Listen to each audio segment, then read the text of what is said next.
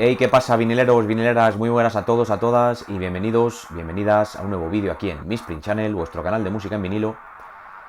Bueno, voy a retomar una de las secciones que tenía en el canal, esa sección llamada ¿Por dónde empiezo? Y bueno, recuerdo un poco en qué consistía. Básicamente se trataba de dar a conocer discos de bandas o de grupos bueno, la crítica, no yo, sino la crítica, o el periodismo musical considera como que deberían ser imprescindibles en cualquier colección de música que se precie. Y luego, por otro lado, si no habéis escuchado esa banda y tenéis ganas, o ese artista, y tenéis ganas de empezar a escucharlos, pues bueno, ¿cuál es el primer disco con el que os deberíais hacer, que deberíais escuchar? Y en caso de que ese disco no os gustase, pues quizás seguramente esa banda o ese artista no conectará con vosotros y seguramente no os gustará. A la hora de hacer o de ver cuáles son los discos más importantes o que la crítica considera como más importantes, también he tenido en cuenta bueno, pues las opiniones o las puntuaciones que se dan en la web de Discogs, que como sabéis ahora mismo es una de las webs de referencia en lo que a música y a discos se refiere. Primero vamos a hacer un escalafón, digamos, un ranking de los 3 primeros discos que más valoraciones totales han tenido y posteriormente os daré cuál ha sido el ranking de los 3 discos que mejor valoración media han tenido. ¿De acuerdo? Bueno, pues sin más, vamos a comenzar con este ¿por dónde empiezo? Bueno, pues ya estamos aquí con los datos. Vamos a empezar primero por la banda Cinderella, los estadounidenses Cinderella. Como sabéis, bueno, banda de rock, glam metal, heavy metal, con esa voz tan característica de su líder, el señor Tom Keefe. Y bueno, ya tengo los discos aquí y vamos a empezar, como digo, primero por el total de valoraciones que han tenido estos discos. Y en el puesto número 3, con un total de 766 valoraciones, tendríamos su disco de 1990, Heartbreak Station. En el número 2, con un total de 1.432 valoraciones, tendríamos su disco de 1988, Long Cold Winter. Y en el número 1, con un total de 1.571 valoraciones, tendríamos su disco de 1986, Naxon. Bien, si nos vamos ahora a la valoración media,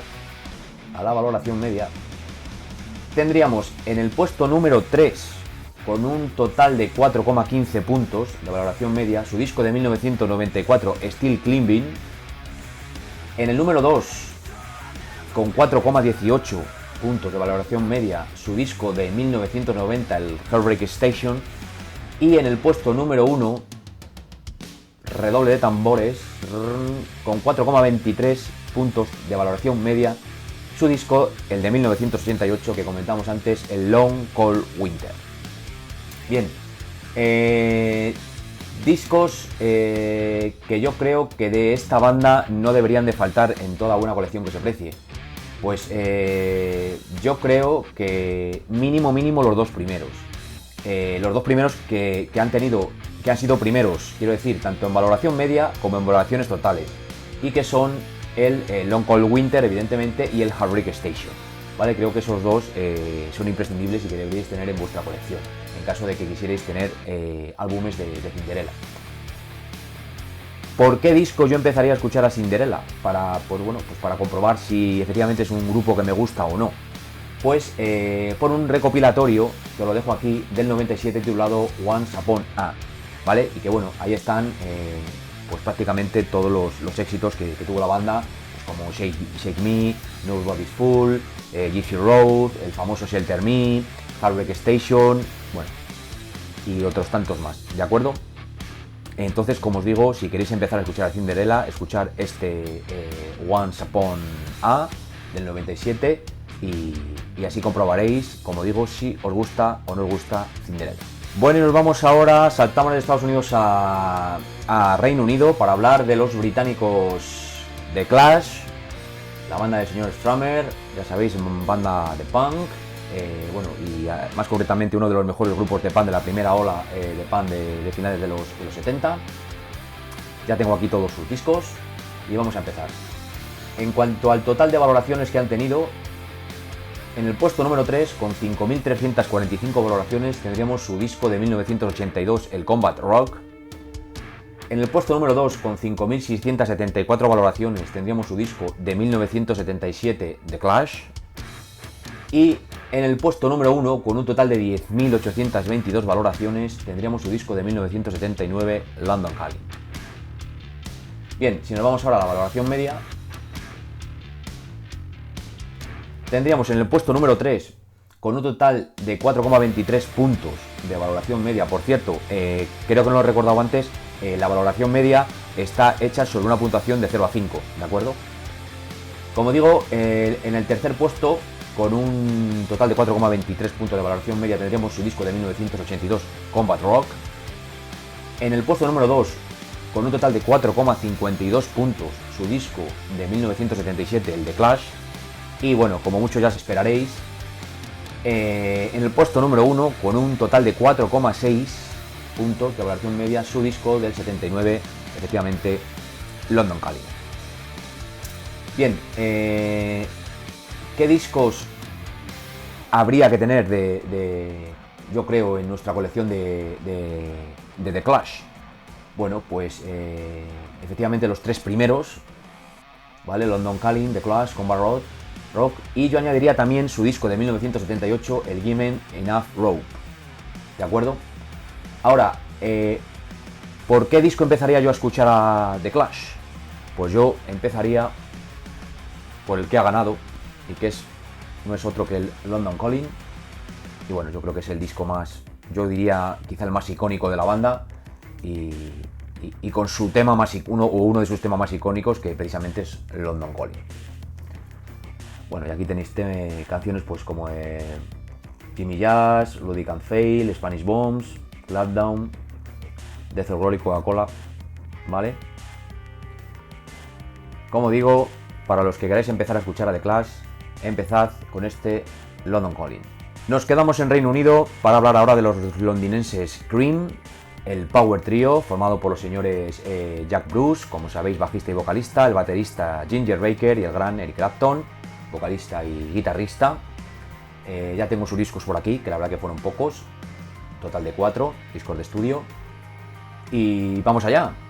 En cuanto al total de valoraciones totales que han tenido los discos, tendríamos en el puesto número 3, con un total de 2.337 valoraciones, su disco de 1966, Fresh Green.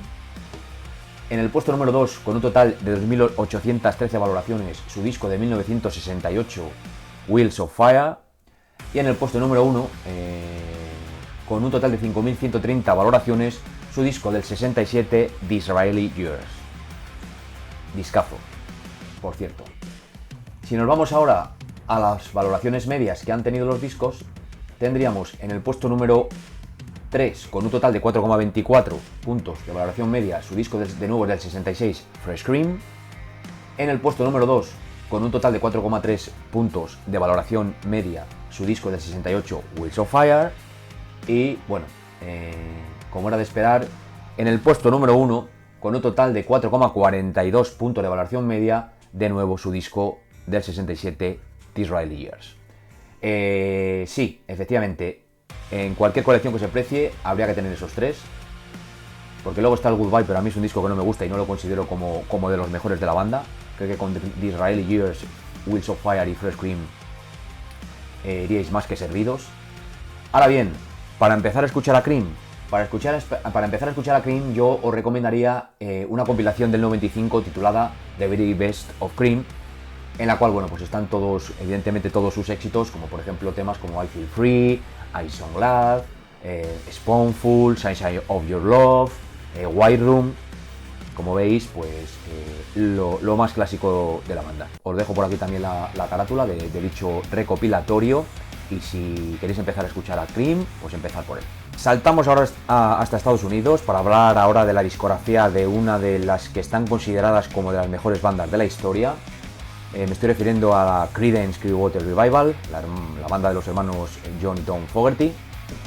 Tenemos aquí sus discos de estudio y vamos allá. En el puesto número 3, con un total de 3.265 valoraciones, su disco de 1969, Green River. En el puesto número 2, con un total de 3.349 valoraciones, tendríamos su disco de 1969, Willie and the Poor Boys. Y en el puesto número 1, con un total de 5.134 valoraciones, su disco del 70, Cosmos Factory. Y si nos vamos ahora a las valoraciones medias, en el puesto número 3 tendríamos, con un total de 4,36 puntos de media, de nuevo su disco de 1969, Green River. En el puesto número 2, con 4,37 puntos, su disco de 1969, Willie and the Poor Boys.